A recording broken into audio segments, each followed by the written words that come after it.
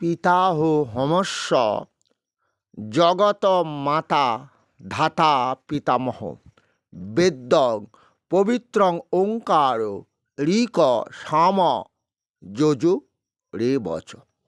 অর্জুন, এই জগৎবাসীর আমি পিতা মাতা রূপে সৃষ্টি করেছি এদের। আবার আমি বিধাতা, আমি ধাতা, আমি ধারণ করে আছি, পালন করছি।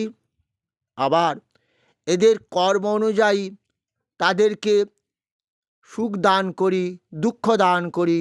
আবার এই দেহের মৃত্যু দান করি। পরবর্তীকালে মৃত্যুর পর এই আত্মাটা দিয়ে আবার আমি নূতন দেহ তৈরি করি। কারণ তোমাদের শুনিয়েছি, আত্মা নৈনং ছিদ্যন্তি শস্ত্রাণি নৈনং দহতি পাবক ন চৈনং ক্লেদন্তপ ন শোষয়তি মারুত। যে আত্মা আগুনে পড়ে না, জলে ভেজে না, বাতাস শুকাতে পারে না, ন জায়তে ম্রিয়তে কদাচিন নায়ং ভূত্তা ভবিতা না ভুয়ো অজনিত্য শাশ্বতয়ং পুরাণ ন হন্যতে হন্য মানে শরীরে। আত্মা যেটা অনেক পুরাতন, এই পুরাতন আত্মা যেটা ভবিষ্যতেও কোনো দিন এর কোনো পরিবর্তন হবে না, নূতন করেও এ জন্মাবে না। তবে এই আত্মাটা অনেক পুরাতন। কেন জানো? তোমরা এই যে মনুষ্যকুলে জন্ম নিয়েছ, 84 লক্ষ জড়ি ভ্রমণ করেছ। অর্থাৎ কখনো কখনো কিমি কীটাদি কুলে তোমাদের জন্ম হয়েছে, কখনো কখনো তোমাদের বৃক্ষকুলে জন্ম হয়েছে, কখনো কখনো তোমাদের পশুকুলে জন্ম হয়েছে, কখনো আবার এই মশা মাছি হয়ে জন্ম নিয়েছ। তারপরে এই মনুষ্যকুলে জন্ম নিয়েছ। আর আমি কৃষ্ণ এইভাবেই তো তোমাদের সৃষ্টি করেছি পিতা মাতা রূপে। তাহলে এই পিতা মাতা রূপে আমি সৃষ্টি করেছি, কিন্তু তোমাদের মশাকুলে, মাছিকুলে, কৃমি কীটাদি কুলে তোমাদের তখন সুখ দিতে পারিনি। কৃমি কীটাদি কুলে জন্ম নিয়ে মলমূত্র ভক্ষণ করেছ, মশা মাছি হয়ে যখন জন্ম নিয়েছ, নোংরা জায়গা থেকে জন্ম নিয়েছ। মশা মাছি নোংরা জায়গা থেকেই তো জন্ম নয়, সে নোংরা। পশুকুলে জন্ম নিয়েছ, হয়তো কুকুর হয়ে এক মুঠো অন্নের জন্য দাঁড়ে দাঁড়ে ঘুরেছ, খেতে পাওনি, কত কষ্ট পেয়েছ। তাই এবার আমি তোমাদের মনুষ্যকুলে জন্ম দিয়েছি। এই মনুষ্যকুলে জন্ম নিয়ে তোমরা কি করবে? তোমরা কি করবে? সেই যে পরম পিতা তোমাদের যে সৃষ্টি করেছে, সেই পরম পিতাকে আশ্রয় করো, তার জ্ঞানের কথাগুলো মেনে চলো। শুনোছ তো, যে সন্তান বাবা মাকে মেনে চলে, বাবা মার জ্ঞানের কথাকে আশ্রয় করে, সেই সন্তানেরাই তো সুখী হয় অর্জুন। এবং ইহকালেও তারা এই দেহ দিয়ে সুখ পায়, এবং পরবর্তীকালেও তো তাদের দেহ কখনো সেই পেতলোকে যাবে না। কারণ সে বাবা মাকে তো পুজো করেছে। পিতা স্বর্গ পিতা ধর্ম পিতা হি পরমং তপ পিতরিমা প্রিয়ন্তে সর্বদেবতা। আবার জননী জন্মভূমিস্ব স্বর্গায়দপি গ্রয়সী। জননী জন্মভূমি থেকে ষষ্ঠী। তোমাকে বলেছি, যারা পিতামাতার পুজো করে তারা পিতৃলোকে যায়, নিশ্চয়ই তাদের ওই পেতলোকে যেতে হয় না। কারণ ওই যে জানতি দেবব্রতা দেবান পিতৃন জানতি পিতৃব্রতা ভূতানি জানতি ভূতেজ্জা জানতি মজ্জা জিন হপি মাম। অর্জুন, যারা কামনা বাসনা নিয়ে নানান দেবদেবীর পুজো করে, মৃত্যুর পর তাদের আত্মা স্বর্গলোকে যায়, পুণ্যকর্ম শেষ হলে আবার মর্ত্যলোকে তারা ফিরে আসে। হে অর্জুন, যারা পিতামাতাকে পুজো করে তারা মৃত্যুর পর পিতৃলোকে যায়, এবং যারা অর্জুন ভূত প্রেতের পূজা করে তাদের আত্মা ভূতলোকে যায়। কিন্তু ওই ভূতলোকের পূজা তোমরা করো জানো? ওই যে মা কালীকে পুজো করছো ল্যাংটা করে, এবং মন্ত্রটা কি বলছো? এতে মাতা দক্ষিণা কালী এতে মাতা দক্ষিণা কালিকায় নমো নমঃ।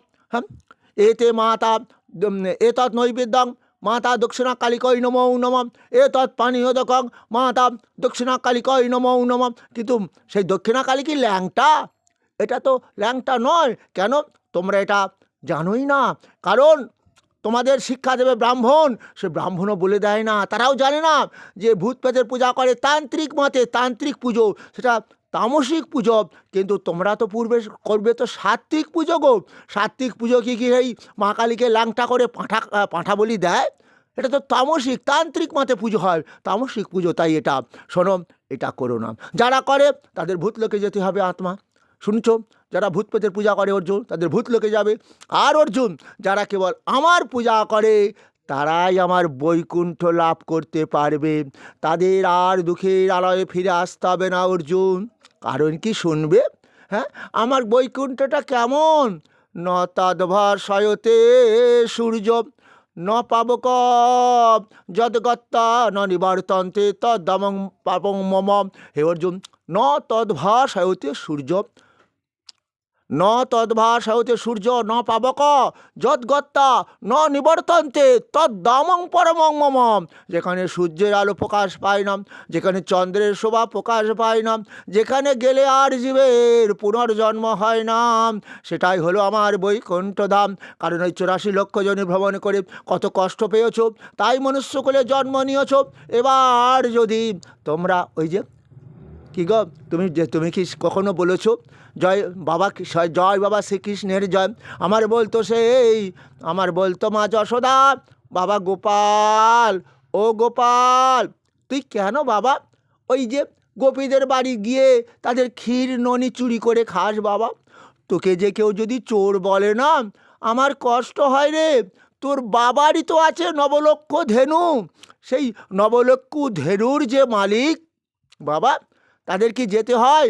তাদের কি গো ওই গোপীদের বাড়ি গিয়ে কি ক্ষীরননি চুরি করে খাওয়া উচিত বাবা? হ্যাঁ, এই যে বাবা কথাটা বলছে বা যশোদা, তোমরা কি জানো একদিন ইহ জগৎ থেকে তোমার বাবা মা সবই চলে যাবে। যখন হয়তো বাবা মা ছিল তখন তুমি যদি অসুস্থ হতে, বাবা বলে ডাকতে, মা বলে ডাকতে, বাবা মা তোমার কাছে চলে আসতো। এখনও তোমার বাবা মা তো কেউই নেই। এখনও যদি তুমি বাবা বলে ডাকো, জয় বাবা শ্রীকৃষ্ণের জয় যে বলেছ, হ্যাঁ, সেই যে অভ্যাস হয়ে গেছে, তাই তোমার মৃত্যুকালও সেই বাবা কৃষ্ণের নাম মনে পড়বে এবং বাবা কৃষ্ণ বলে ডাকবে। আর সেই ভগবান বলছে, অন্তকালে চ মামেবা শরণমুক্ত্বা বা কলিবরম য প্রয়তি সমদ্ভবম জাতি নস্তত্র সংশয়। মৃত্যুকালও যদি কেউ আমাকে, আমার নাম স্মরণ করতে করতে দেহত্যাগ করে অর্জুন, মৃত্যুর পর সে যে আমাকেই পাবে। কারণ মৃত্যুকালে জীব যাহাই চিন্তা করে, মানে জং জং বাপি শরণ ভাবং তাজন্তে কলিবরম তং তমে বৈতি কন্তেয় সদা তদ্ভাব ভাবিত। মৃত্যুকালে জীব যাহাই চিন্তা করিতে করিতে দেহত্যাগ করে, মৃত্যুর পর তো সেই ভাব নেই, আবার জন্মাবে। আবার সেই ভাব নিয়ে কি ওর এই নূতন করে যখন আমি দেহ তৈরি করব, সেই পূর্বের আত্মাটা তো ওই নতুন দেহে স্থাপন করব। অর্জুন, তুমি বুঝতে পারছো না? তাহলে ওই যখন ওই দেহ ছিল, দেহের মৃত্যু হয়েছে, আত্মার মৃত্যু হয়নি। ওই আত্মাটা ওই দেহে যে ছিল, সে যেমন যেমন কর্ম করত, এই নূতন দেহ তৈরি করলাম, ওই আত্মাটা ওতে সংস্থাপন করলাম। ও পূর্বের মতো আমাকে চিনতে পারল না, শুধুই বলে আমি আমার, আমি আমার বলতে বলতে যখন সে বাবা গো মা গো বলছে, ও তো কিসের, ও কি আর সেই বাবা মা কি আবার প্রেতলোককে কি স্বর্গলোক থেকে ফিরিয়ে এসে তাকে উদ্ধার করবে? তাই তো আমি জগৎকে জানিয়ে দিলাম। কি বলবো, কি জগৎকে জানিয়ে দিলাম? মন মন ভব মদ ভক্ত মদ যাজিমাং নমস্কুরু মামে বৈশ্যসে সত্যাং তে প্রতিজানে প্রিয় হসিমে। আমি সত্য প্রতিজ্ঞা করে বলছি অর্জুন, তোমরা অবহেলা করো না, অবজ্ঞা করো না, আমাতে মন দাও, আমাকে পরাবিশ্বর রূপে ভজনা করো, আমার গীতামৃত পান করো। হে অর্জুন, আমাতে মন দাও, আমার ভক্ত হও। আমার ভক্ত ওই যে পত্রং পুষ্পং ফলং তুয়ং যো মে ভক্ত প্রযচ্ছতে তদ্ভক্তুপারিতমস্নামি প্রযত আত্মনাম। কোনো ভক্ত যদি শ্রদ্ধার ভক্তি দিয়ে আমায় একটু গঙ্গার জল আর তুলসীর পাতা সাধ্যমতো ফল বলি দিয়ে আমায় সেবা দেয়, অর্জুন সেই ভক্তের সেবা সশরীরে সেখানে আমি কি গ্রহণ করার জন্য উপস্থিত হব। তাই তোমরা জয় বাবা শ্রীকৃষ্ণের জয়, জয় মাতা রাধারানীর শ্রীচরণের জয়, এটাই বলো, এটা অভ্যাস করো। আর আমাদের এই যে দেহ দিয়ে ভজন সাধনের সময় কোনটা জানো? সেটা হচ্ছে ওই যে ব্রাহ্মণ শ্রেষ্ঠ কেন? অর্জুনকে বলল কিং পুনর ব্রাহ্মণা পুণ্য ভক্ত রাজস্ব আত্মা অনিত্যমা সুখং লোকমিমং ভ্রাপ্য ভজস্ব মাম। এই ব্রাহ্মণ অনিত্য সুখ চিন্তা করে না, তারা 12 বছর বয়স থেকে ওই ইষ্ট নাম জপ করে। তাদের ইষ্ট নাম কি জানো? গায়ত্রী মন্ত্র। ওই যে ওং ভূর্ভুবস্সঃ তৎসবিতুর্বরেণ্যং ভর্গো দেবস্য ধীমহি ধিয় ইহ ন চ প্রচোদয়াৎ ওম। এই যে তারা ত্রিসন্ধ্যা গায়ত্রী মন্ত্র জপ করে দেহ কাম ক্রোধ লোভ পাপমুক্ত হয়ে যায়। ওই যে 9টা তাদের গুণ আছে, ওই জন্য ব্রাহ্মণ শ্রেষ্ঠ। এই 9টা গুণকে তারা আশ্রয় করে, এই 9টা গুণটা দিয়ে দেহ ঢেকে রেখে দেয়। তাদের দেহের মধ্যে কাম ক্রোধ লোভ আর প্রবেশ করতে পারে না।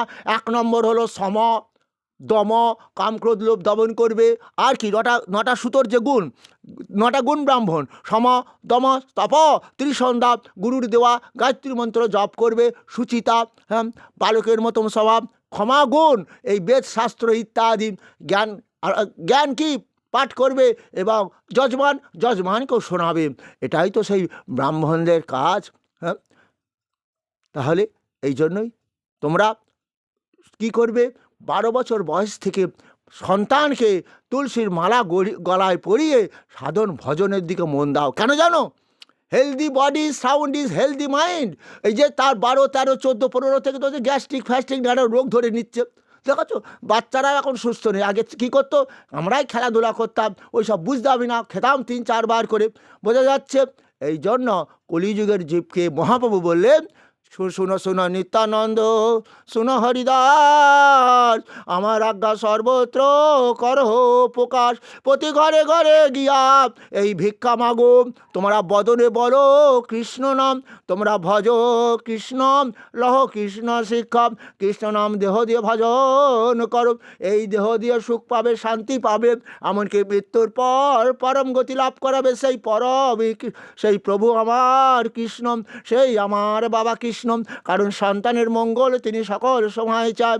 নিশ্চয় সন্তানকে তার পরম মঙ্গল করবে, তবে সেই সন্তানকে সেই পিতাকে আশ্রয় করতে হবে। তো গো, তুমি যদি কি মা তো রেঁধেই যাচ্ছে, তুমি যদি বলো মা খিদে লেগেছে, মা কিন্তু ওই রান্না ফেলে তোমাকে আগে খেতে দেবে।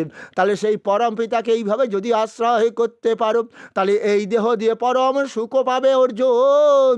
মৃত্যুর পর ওই দেহ পেতলোকে যাবে না, আর ওই আত্মারও পিণ্ড খাবারও প্রয়োজন হবে না, হবে না, হবে না।